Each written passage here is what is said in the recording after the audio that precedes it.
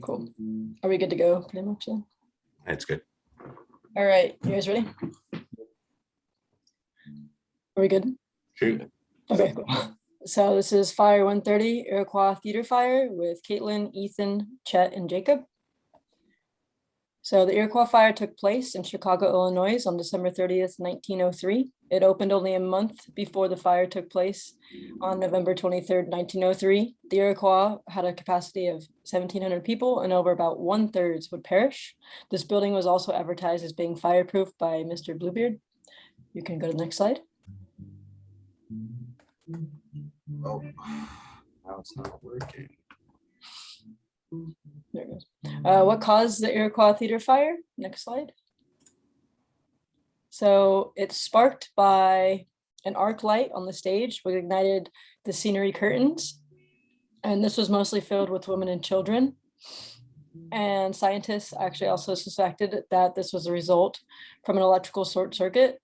This happened around 3:15 p.m. It killed 602 people, injured 230 people, and only with one entrance. Exits were also hidden behind drapes and were unable to be opened.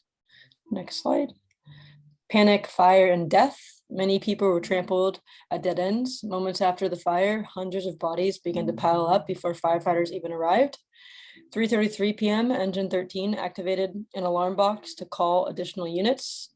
The alley to the north of the theater was icy, narrow, and full of smoke.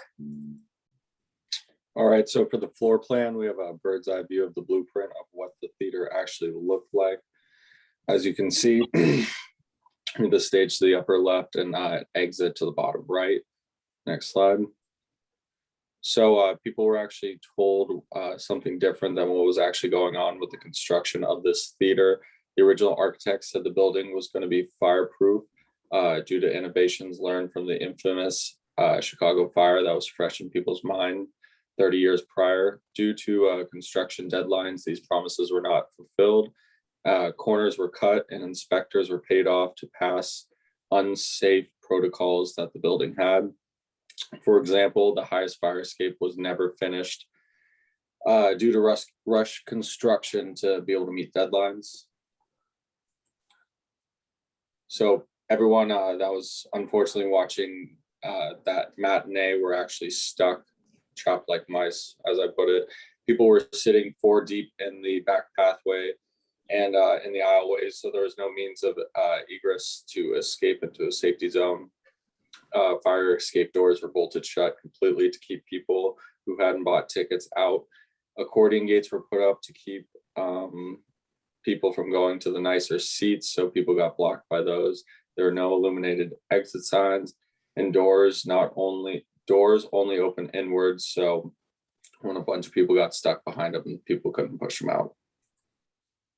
Fire detection and suppression. The theater lacked any fire detection measures since the construction was rushed.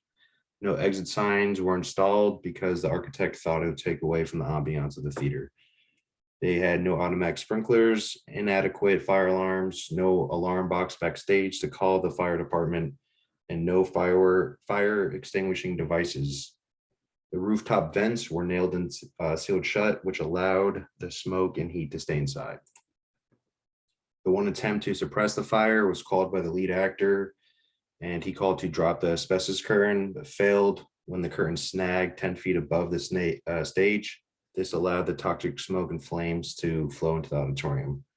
During the fire investigation, it was found out the asbestos curtain wasn't asbestos, but a cheaper fabric. Fire Engine 13 was first on scene, but never got to start their fire suppression efforts because of all the people rushing and fighting to get out of the theater. The fire department suppression efforts turned into a recovery effort. Many firefighters, policemen couldn't do anything but try to get people out and remove the bodies of the deceased. All right, so what was learned? That the theater was rushed to completion to accommodate the play. Many regulations were disregarded during the inspection of the building, like the lack of adequate fire alarms, automatic sprinklers, marked exits, or suitable fire extinguisher devices. Even the 2 large flues on the rooftop where the smoke and flame could have been vented out were boarded shut. Everybody afterwards was washing their hands of responsibility. It was such a total loss of life that they didn't want to be connected to it if possible, said journalist Nat Brandt, author of Chicago Death Trap. In the end, no one was held accountable for this negligent and unnecessary loss of life. While a direct link to corruption was never proven in court, the indifference of the city officials to known violations contributed to the fact that the theater received only a cursory safety inspection before opening to the public weeks earlier. 3 weeks later, the fire had occurred. The city and the theater owners prolonged the lawsuits from the families for 3 years and concluded because the families could no longer pay for the lawyer fees. The families were only received compensation from the construction company and no one else. Within weeks, Chicago City Council passed a new building ordinance by an overwhelming majority that compelled structural changes, including new standards for aisles and exits, the use of fireproofing solution on scenery, connected fire alarms, limits on occupancy, the elimination of standing tickets, changes to sprinkler requirements, and rules for rooftop flues, like those nailed shut in the Iroquois. Among other changes were the stipulations pertaining to the lighting of exits, aisles, and corridors, including the requirement that a red light be kept burning over the exits during performances. This echoed the words of an electrical engineer who had advocated for signs illuminated by a source of lights independent of the theater lighting system, a critical point since the Iroquois. Electricity had gone out during the blaze. The Iroquois fire also inspired development of panic bars found on the emergency exits. Carl Pinsler, a hardware salesman, invented the crash bar mechanism, but could be easily opened under duress, and generations of that first design have been used in public buildings for over a century now. And then this is our works cited, and that is the conclusion of our project. Thank you for listening.